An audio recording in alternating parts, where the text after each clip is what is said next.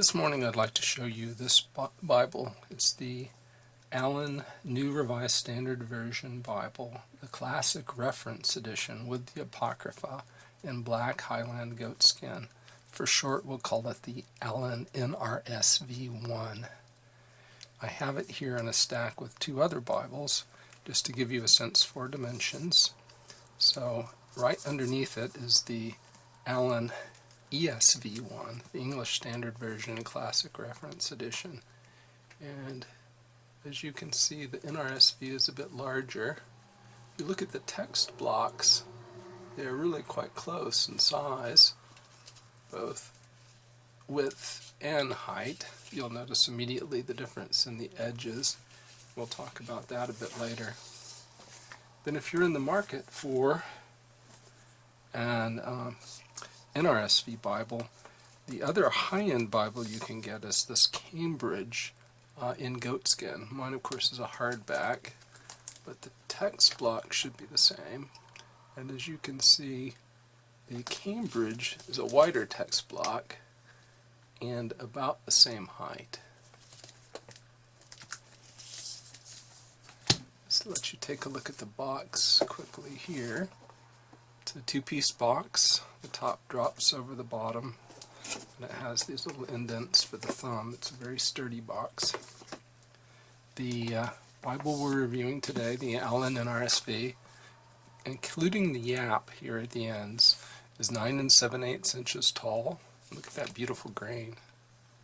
I'm not much of a leather guy, but I am impressed with this leather. It's 6 3/8 inches wide and 1 5/8 inches thick. Here's the spine.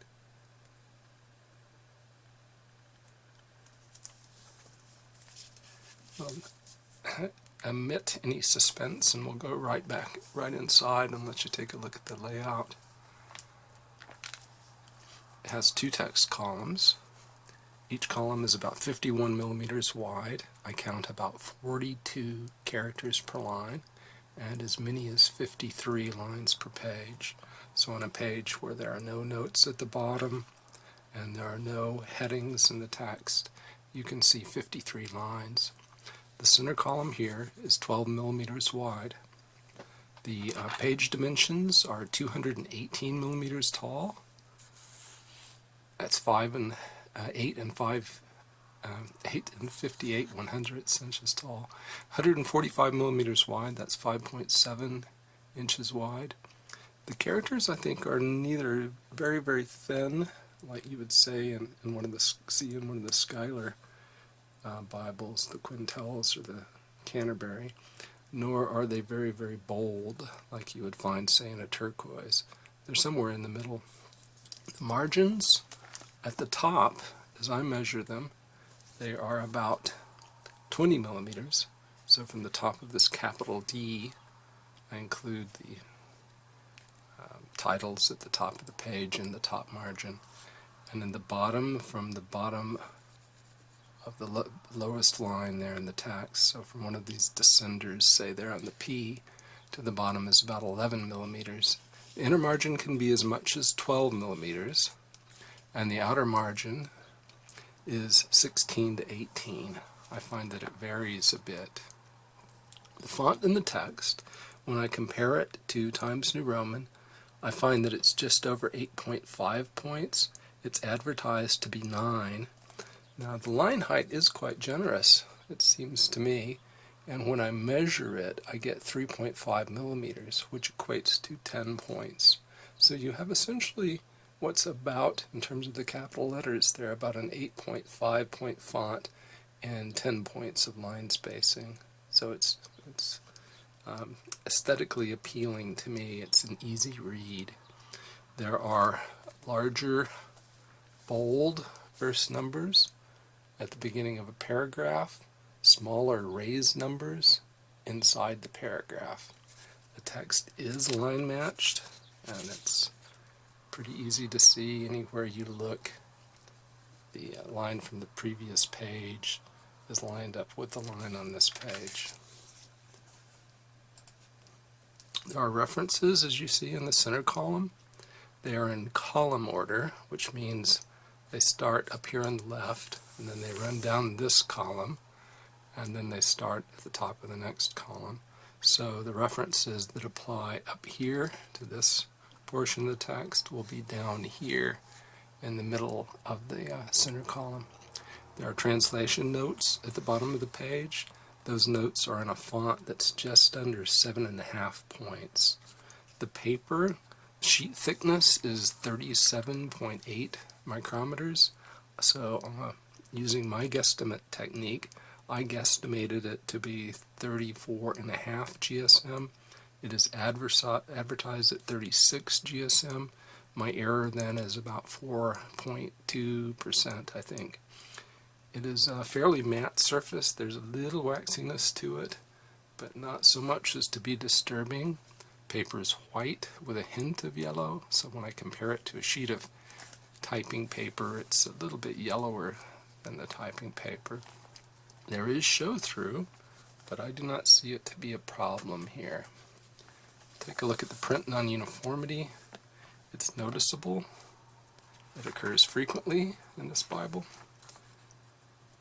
It's not especially disturbing though, but I'll give you a sense for about how badly it can go. Here's a fairly dark page, page 19. Don't know that there are any printed more darkly than 19. And here's a fairly lightly printed page, page 21. So next to each other, you can see that this on the right is not so light that you can't read it. It's perfectly usable. The print on the left is a print that I prefer. So that's the range of variation. I find no book introductions. The book titles are at the top outside of the page, as are the book contents. So 1 Maccabees 15:19 is the last verse starting on this page, and 1 Maccabees 14:21 is the first verse that begins on the left-hand page. Page numbers are center top. Headings in the text are in a bold font, and they're about 8 points. So they're actually a little bit smaller than the text itself. Chapter numbers, as you see, are these large numbers that span about 2 lines of text. Each book of the Bible begins on a separate page. So if we go back to some of the smaller books in the New Testament, Philemon starting on its own page. There's 2 Peter, 1 John. They all begin on a separate page. I mention that because it's important to some people. Some people don't like a book like an Allan Long Primer, where the text for Jude, say, would begin down here in this white space. They like the white space. Words of Christ are in black. I usually say they're happily in black, and the reason I say that is because I find the red letters difficult to read. You may not have that problem, but for me, red apparently is very difficult to print well. I don't mind a red that much if it's in a deep crimson, but usually it comes across as almost a pink. It's sometimes printed quite lightly and unevenly, and I just prefer it to be in the same color as all the other text. Oftentimes in translations you'll find words that the translators add to make the text make sense in English in italics or in square brackets. The New Revised Standard Version doesn't do that, so the words they supply are not indicated in the text in any separate and unique way. So we'll go now and look at the end of the Bible. And at the end of look at that pretty map. These are nice Oxford maps. At the end of the book of Revelation, you find 7 blank sheets of Bible paper unlined, so you have 14 pages here before you get to the 9 Oxford maps that span 16 pages. They are on a matte surface, not very shiny at all. They're not on especially heavy paper either. It's heavier than the Bible paper, but not as heavy as cardstock. They do not go into the gutter. And at the end of the maps, So there's the last map of Jerusalem. At the end of the maps, you have a 4-page Bible map index in 4-column format. The font in the index is about 6 points, maybe just a hair under 6 points. You can see some of the stitching here, and we'll say a bit more about the stitching in a couple of minutes. After the maps, there are 2 blank sheets or 4 blank pages of the heavier paper, the paper that the maps are printed on. Then there are 16 lined sheets, 32 lined pages that you can write on. Again, they're on the same heaviness, or about the same heaviness as the maps, heavier than the Bible paper. There are 2 blank sheets of cardstock at the end. It is an edge-line construction, so you can feel the tab running up under here, and the cover is very flexible. You can roll it and turn it. Semi-yapp style, so what that means is that this overhang goes a bit down the text block, but it's not a full yap. It doesn't entirely cover the text block. It's the liner here is leather. I don't know what kind of leather, but the Allan website says it's leather lined. It's a first edition by Charfleet book bindery. You see it has a nice gold boundary line around it. I'll let you look at edges for those of you who are into edge construction. I mean corners. There's a corner here. Corners in the front as well. See if we can get that one in the camera. I think Charfleet did a good job here, and I really like the way this leather feels. It may be that I just got a very nice edition, because it feels reasonably thick. It's not as thick as I have felt on some Bibles, but it's quite thick. We talked about the gold boundary line. There are 3 navy blue ribbon markers. They're 9 millimeters wide, 392 millimeters long. They say that this, rather than having an art-gilt edge, they have what they call a unique antiquarian-style hand-speckled page edge with red underlay and blue, gold, and pearlescent speckles. And I think you can see all those. You can see the blue and the gold and the pearlescent, if you look closely enough. The pages do stick. Other reviewers have pointed this out. The pages do stick more in this Bible than you would find in an art-gilt Bible like the ESV1. And another issue that other reviewers have pointed out is that the text block is not centered, and you can see that here on the left side. You can see the edge line is lined up with the edge of the text block, but on the right side it is not. Text block extends up higher along the leather on the right than it does on the left. Either that or the gold line isn't centered. Now we'll take a look at the front of the Bible. We've already looked at the cover, the inside, the leather-lined interior mentions that it's highland goatskin. You can see the tab running in here again. Then you have 2 blank pages of cardstock. You get to 8 sheets or 16 pages, and there are presentation pages and then family records. On a bit of a baby powder paper with blue lines and blue characters. Then you have a blank sheet of paper before you get to the title pages. I wanted to talk a little bit about the stitching. Here you can see that you have the 4 lines of stitching. There's 1, 2, 3, and 4. But you see you have 2 holes here.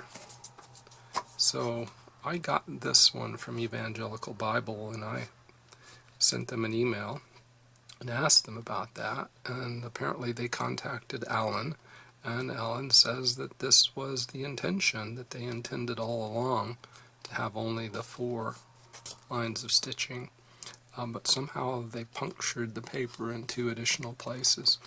This is kind of unusual because this is the first Bible that I've noticed that had only 4 lines of stitching, and yet it seems to be holding together well, so I don't think that's an issue. After the one blank sheet of thin Bible paper that separates the records from the first title page, you have the first title page. This is a bit worrisome here to me as well, the way there's a gap here between the records pages and the first signature here. But again, I was told that's not an issue, that's normal construction. Second title page, it says SPCK here, and the reason is that this is printed in the UK by SPCK at William Clowes Limited. But the next page will tell you contradictory information. This is what it says at the Allan website, so I believe that it's printed there and not printed and bound in India by Thomas Press, I think, or reprinted in Great Britain by CPI. It is printed by SPCK, as that says. Published in Great Britain. Mine apparently is the second print run. These ISBNs I do not think have anything to do with this edition. They have to do with the NRSV Anglicized edition with Apocrypha.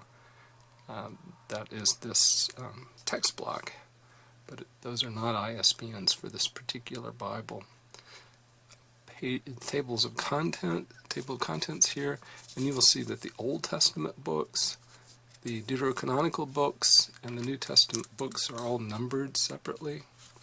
So you have over 925 pages in the Old Testament, over 220 pages in the Deuterocanonical books, or over 266 pages in the Deuterocanonical books, and over 265 pages in the New Testament. Then you come to abbreviations, which are used for the books of the Bible, abbreviations that we'll find in the footnotes in the Bible. This is Bruce Metzger's introduction to the New Revised Standard version. Goes on for 4 or 5, maybe 6 pages. So there he is, Bruce Metzger. And then you have a preface to this NRSV Anglicized edition. They point out they made no attempt to alter the basic translation in any way. Their responsibility was simply to render words that might otherwise be uncertain or awkward into the best generally acceptable equivalent in British usage, whilst at the same time adjusting appropriate points of spelling, grammar, and punctuation. That was done at Oxford in October of '95. Another blank sheet, and you're in the Old Testament. There we are looking at the page layout again. In this section of the video, we'll take a closer look at the font, and then we will compare it to some others. I think that even though this font is fairly small, only about 8.5 points, because the line spacing is so generous, I haven't had any trouble with it at all. I am an older person, but this has not caused me any difficulty, being just 8.5 points. I think the tracking is good. The letters don't seem to be too closely spaced, and I don't find any lines, at least I haven't so far, where the typesetter or the typesetting program has tried to cram too many words on a particular line. Now I will try to bring over the similar Cambridge NRSV Reference Edition, and that way we'll be able to compare the fonts, and also you can see the paper color as well. I think the paper is almost identical in terms of color. The Cambridge is a bit slicker, so it probably has a bit more reflectivity to it. Font on the right is clearly a larger font. I think the line spacing on the right, given that larger font size, it isn't quite as generous as that on the left. That gives you those two. Other things you'll notice that we might talk about a bit more later is that the column width here in the Cambridge is considerably wider. It's a shorter book, so top to bottom the Cambridge is shorter. The center column references are in a larger font in the Cambridge, and the center column itself is wider, which accounts for at least part of the additional width of the Cambridge. And although the font of the references is larger, the font down here for the page bottom notes in the Cambridge is actually smaller. The Cambridge has italic font for the headings, while the Allan NRSV uses a bold font, as we've seen. Now, if you don't want the high-end choices, the two that you can get in goatskin, then you could go with the Oxford Annotated Bible 5th edition, which is what's coming in now from the right. So again, you can check the paper color, and again the font on the right is quite a lot larger. I don't think it's printed quite as darkly. It shares with the Allan NRSV a very nice, proportionately speaking, a generous line spacing. So they're both good choices. The problem, if there is a problem with the Oxford Annotated Study Bible on the right, it's a very large book. The Allan NRSV1 is much more portable. And finally, since I have it out, here's the Allan ESV, the ESV1. My edition is one that was printed in China about a decade ago. This is one of the first, maybe the second goatskin Bible I ever acquired from Evangelical Bible. So this is the ESV Classic Reference Edition, essentially, on the right. And look how narrow the outer margin is in that, compared with that margin there that you get in the NRSV1. Larger font on the right. You have much tighter tracking in the font on the right than you do on the left. For the goatskin Bible corner aficionados amongst you, I'm showing you two corners. The one that's on the left is the Allan NRSV1, and the one on the right is the older Allan ESV1. This is the English Standard Version's goat hide, and this is the New Revised Standard Version's goat hide here. This, I think, is a chant-bound book. Someone correct me if I'm wrong. And the corner almost looks like it's made by a machine. It's made so uniformly, tightly. There are no, or very little in terms of ridges here, whereas the more recent one, the Charfleet binding, is less uniform. I think it has a bit more character to it. But it may be that people are actually looking for this rather than this. For my money, this is perfectly acceptable. I think the key will be whether it holds well over time. If you're trying to decide whether to go with the Allan NRSV1 Goatskin Bible or with the Cambridge NRSV Reference Edition and Goatskin, one of the considerations you might want to think about is how far the text wraps down into the gutter. I have the Allan NRSV1 open here to Ezekiel 20, and it's pretty clear that the text is staying fairly far away from the center of the Bible. There is some slope here in terms of height. This portion of the page is higher than that, but it's a gentle sloping. You're not down here where the slope is extreme, where that might cause you some depth of focus issues if you're an older reader. I want to bring over the Cambridge, open at about the same spot, and put it on top. And I think that's fairly telling there. The Cambridge text does wrap farther into the gutter. Now, whether this is still true in the goatskin edition, I do not know. Another consideration is if you're looking to buy these, then you're interested in getting the Apocryphal Deuterocanonical books as well. And so do they have the same contents? And just by inspection they appear to. If you look at the table of context here in the NRSV1, you see them broken into 4 parts. The Roman Catholic additional canon, then the books that are in the Greek and Slavonic Bibles but not in the Roman Catholic, then those that are in the Slavonic Bible and in the Latin Vulgate appendix, and then an appendix to the Greek Bible. And then if we bring over the Cambridge contents, it's printed more largely. I think you see that they're the same books here, same apocryphal books here, and broken into the same way, same 4 sections. In the Allan NRSV1 you get these nice Oxford maps, and I like the Oxford maps. But the Cambridge maps are good too. They're very colorful and detailed.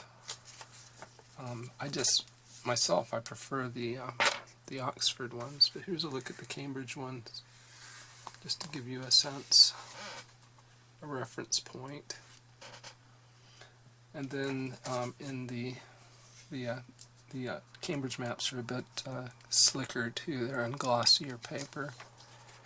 You get lined paper in the back of the Allan NRSV1, the 32 pages, but you do not get the table of weights and measures or the glossary that comes with the Cambridge edition. Well, we're ready for something of a summary here, so I'll give that an attempt. I think the thing that's most distinctive about this Allan NRSV Bible is the edge decorations, and I actually think they're attractive. I'm not sure why we think we need gold here. To me, this works perfectly well. I like the Bible a lot. The translation isn't my favorite, but I do use it quite a bit these days. It's not quite as literal as it could be. It's not as literal as its parent, the Revised Standard Version, but it is certainly much more literal than any of the New International Versions, either the 84 or the 2011. Leather is very nice in this book. It's a joy to hold. It gives you that sort of tactile experience that's pleasurable. I like the layout. I prefer the bold headings here to the italic headings that you find in the Cambridge Bible, and I prefer the line spacing here. To me, this is a better reading experience than in the Cambridge, even though this font is smaller. Just to contrast, and these are maybe some repetition, but some of the things that are different are you do have a larger font in the Cambridge Bible, you have larger center column references, and you have a wider center column than you do in the Allan Bible. The notes at the bottom of the page, I think, are actually in a bit taller font in the Allan than they are in the Cambridge. At least they appear that way to my eyes. One of the differences is in terms of layout. The Cambridge page is wider, the columns are wider, so you have more of a broad aspect to the book than you do with the Allan.